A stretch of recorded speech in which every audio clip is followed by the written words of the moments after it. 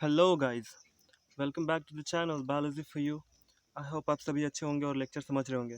तो पिछले कुछ लेक्चर से मैं ह्यूमन हेल्थ एंड डिजीज़ेस के बारे में बता रहा हूँ और काफ़ी सारी बीमारियों के बारे में भी मैंने आपको बता चुका है, जो एग्ज़ाम के पॉइंट ऑफ व्यू से बहुत ही इम्पोर्टेंस रखते हैं। तो आप इस वीडियो को पूरा देखिए और आज मैं आपको बताने वाला हूँ इम्यूनिटी के बारे में, रोग प्रतिरोधक क्षमता के बारे में। ये काफ़ी इम्पोर्टेंट लेक्चर है और एग्ज़ाम में बहुत सारे क्वेश्चन आप कह सकते हैं कि हर साल इससे क्वेश्चन आते हैं, है ना।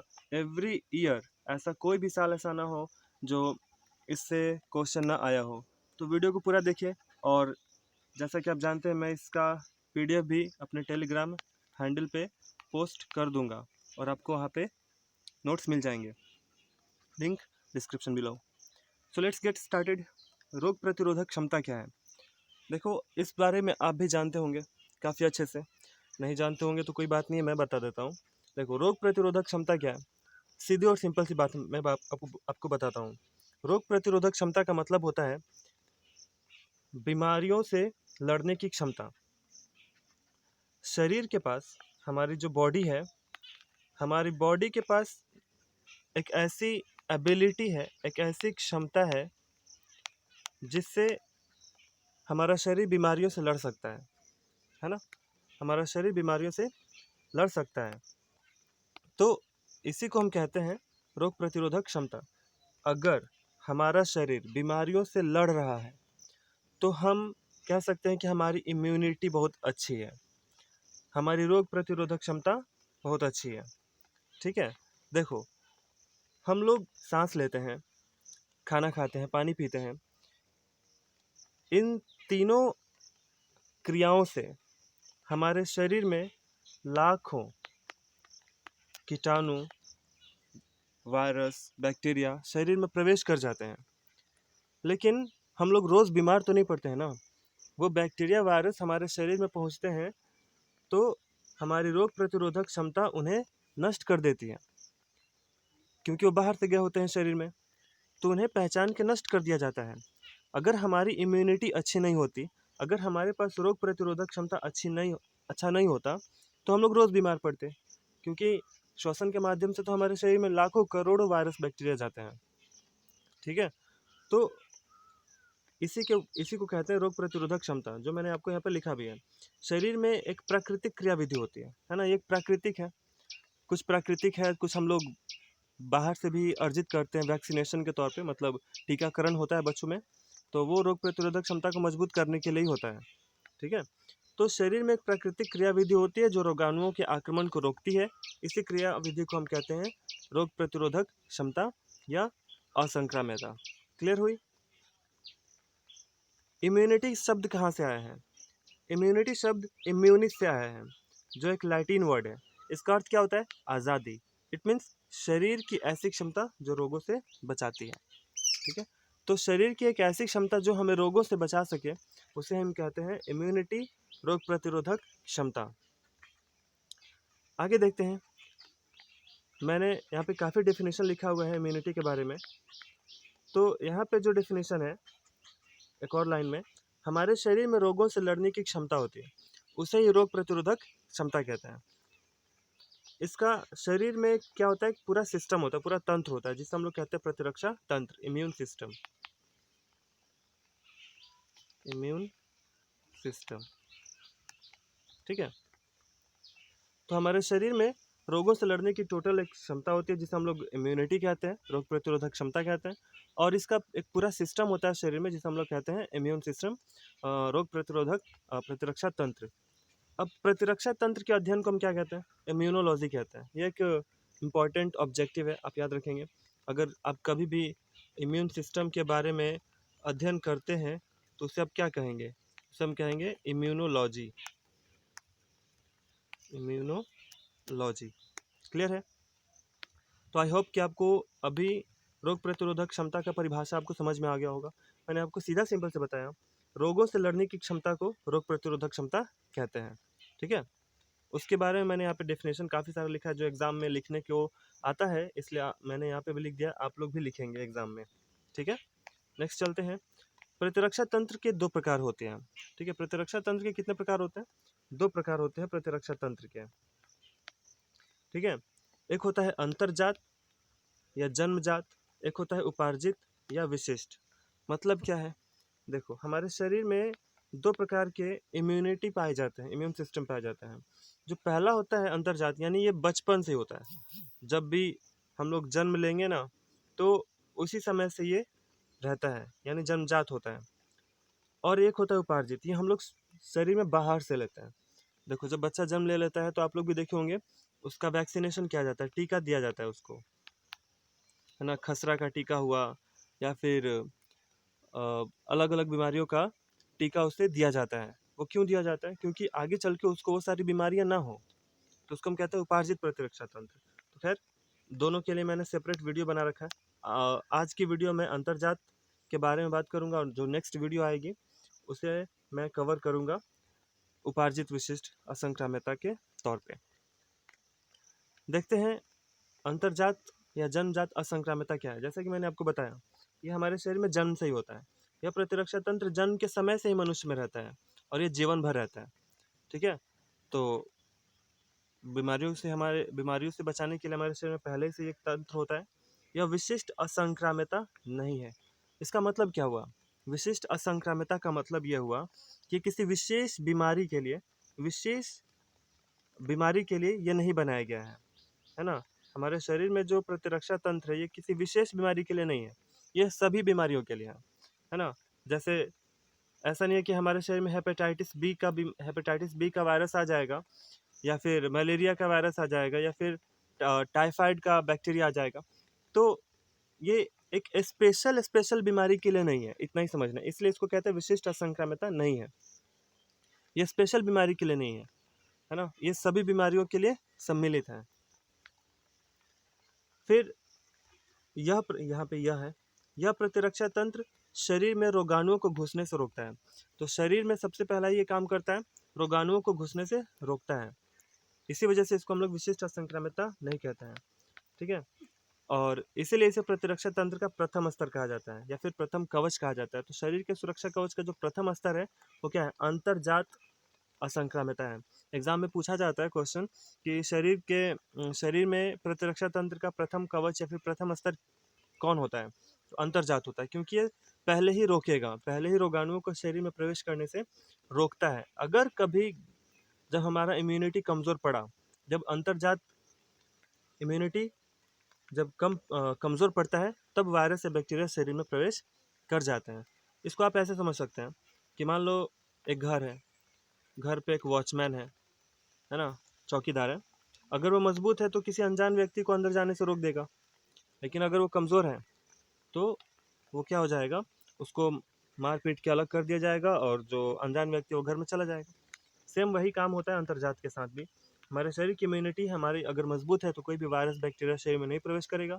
अगर कमजोर है तो आराम से प्रवेश कर जाएगा। उसके बाद अंतर्जातीय प्रतिरक्षा तंत्र में 4 प्रकार के अवरोध होते हैं। ठीक है। तो हमारे शरीर में जो अंतर्जात असंक्राम्यता बनाई गई है, जो जो जन्म से ही होती है, उसमें 4 प्रकार के अवरोध होते हैं। ये चारों मिल के काम करते हैं, जिसके कारण हमारे शरीर में वायरस बैक्टीरिया प्रवेश नहीं कर पाते हैं। ठीक है। वो कौन से हैं? पहले है भौतिक अवरोध, जिसको हम लोग कहते हैं एनाटॉमिकल बैरियर्स। ये कहाँ पाए जाते हैं? देखो, इससे एग्जाम में यही क्वेश्चन आते हैं क्या, कि ये सारे जो भौतिक अवरोध हैं, ये कहाँ पाया जाता है? तो ये देखो, इसको हम लोग शारीरिकीय अवरोध भी कहते हैं। शारीरिकीय अवरोध मतलब शरीर में जो बनाया गया है अवरोध, उसको। इस अवरोध के अंतर्गत त्वचा और म्यूकस झिल्ली आते हैं। एग्जाम में आपसे क्वेश्चन पूछे जाएंगे, निम्नलिखित में कौन भौतिक अवरोध है?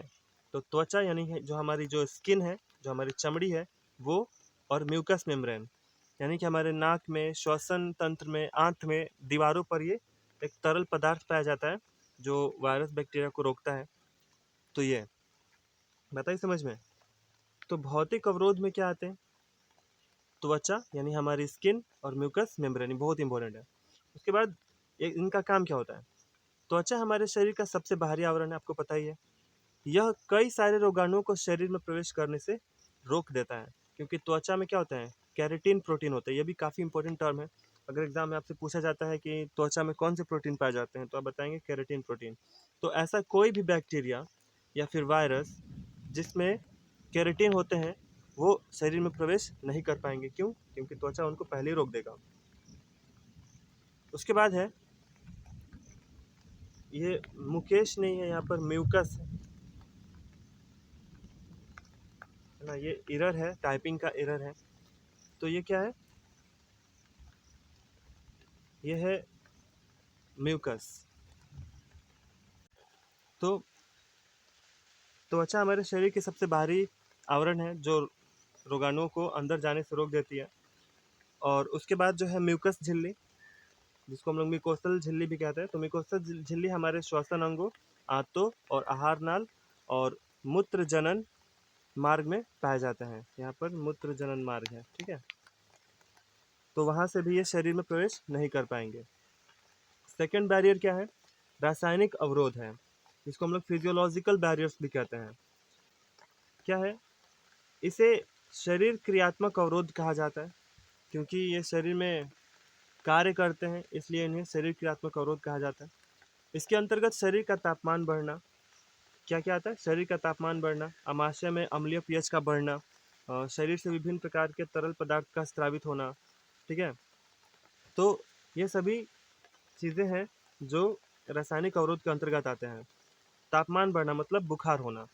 तो फीवर जब शरीर में आता है, तो ये कब आता है शरीर में फीवर? देखो, जब भी शरीर में कोई भी रोगाणु या फिर वायरस शरीर में प्रवेश कर जाते हैं, तो वो एंटीबॉडी जो हमारे शरीर की है, वो उसे फाइट करती है, उससे लड़ती है। इन्हीं दोनों के फाइट में हमारे शरीर का तापमान बढ़ जाता है। तो एक तरीके से तापमान बढ़ना ठीक है शरीर का, लेकिन उसी हद तक जब तक ये कंफर्टेबल हो। जब ये अनकंफर्टेबल होने लगे, जब बर्दाश्त ना हो, तब ये खराब बात है, बुखार आना, ठीक है। और यहाँ पे लार है, इसमें मैंने काफ़ी मिस प्रिंटिंग कर दिया है लिखने में, तो उसके लिए सॉरी, आप सुधार लेंगे, ठीक है। तो इसके अंतर्गत क्या आता है? शरीर का तापमान बढ़ना, आमाशय में अम्लीय पीएच का बढ़ना, फिर शरीर के विभिन्न प्रकार के तरल पदार्थ का स्रावित होना। आगे मैंने क्या लिखा? देखो, जब डब्ल्यूबीसी विभिन्न प्रकार के रोगाणुओं से लड़ता है, तो शरीर के तापमान में वृद्धि होती है। इस क्रिया को हम लोग व्यवस्थात्मक क्रिया कहते हैं।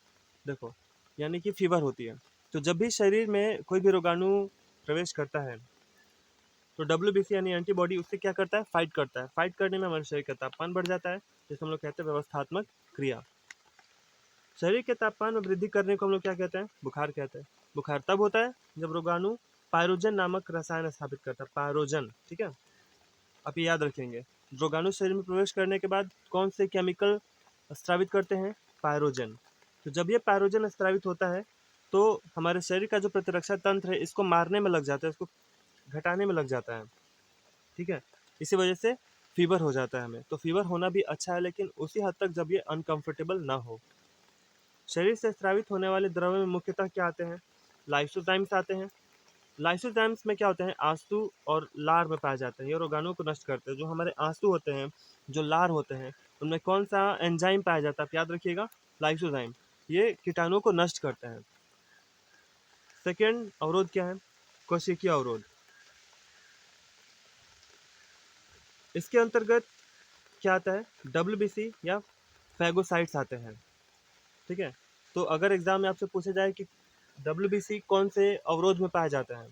कोशिकीय अवरोध में। और ये है द्वितीय सुरक्षा कवच। मैंने आपको क्या बताया था? प्रथम सुरक्षा कवच कौन से है? प्रथम सुरक्षा कवच कौन से है बताइए? तो प्रथम सुरक्षा कवच है अंतर्जात, ठीक है। अंतर्जात मतलब ये भौतिक अवरोध। सबसे पहले कोई भी कीटाणु आएगा, तो सबसे पहले वो किससे टकराएगा? हमारे त्वचा से ही तो टकराएगा, ठीक है। इसी वजह से भौतिक अवरोध का जो त्वचा है, वो हमारे सुरक्षा कवच का प्रथम चरण है। और कोशिकीय अवरोध है द्वितीय चरण। जब अगर किसी कारण से, कोई भी कारण से, जब रोगाणु शरीर में प्रवेश कर गया, तब फाइट करेगा डब्ल्यूबीसी उससे, ठीक है। यह तब सक्रिय होता है जब प्रथम सुरक्षा कवच टूट जाता है, ठीक है। यानी कि जब त्वचा, आंसू, लार ये सभी न रोक पाए रोगाणुओं को और शरीर में प्रवेश कर गए, तब स्टार्ट होता है कोशिकीय अवरोध, जो डब्ल्यूबीसी फाइट करेंगे। डब्ल्यूबीसी में 3 प्रकार होते हैं मेनली: मोनोसाइट्स, न्यूट्रोफिल्स और लिम्फोसाइट्स। ये सभी मिलके रोगाणुओं को नष्ट करने का कार्य करते हैं। और डी नंबर है साइटोकाइन अवरोध। यह मुख्यतः वायरस के विरुद्ध कार्य करते हैं, यानी स्पेशल वायरस के लिए बनाया गया है। और साइटोकाइन जो है वो ना इंटरफेरॉन स्रावित करते हैं जो वायरस को नष्ट कर देता है। ठीक है, तो साइटोकाइन जो हमारे शरीर में अवरोध बनाया गया है स्पेशली वायरस के लिए बनाया गया है। और ये क्या उत्पन्न करते हैं, इंटरफेरॉन स्रावित करते हैं जो वायरस को नष्ट कर देता है।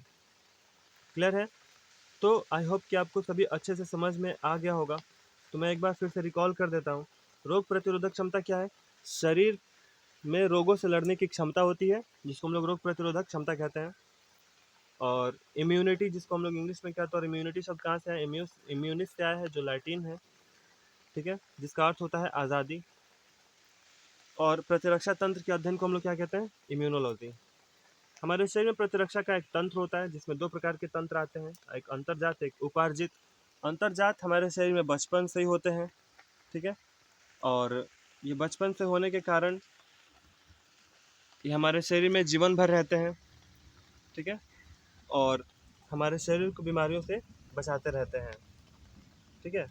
अब अंतर्जात में मैंने आपको बताया कि 4 प्रकार के क्या होते हैं?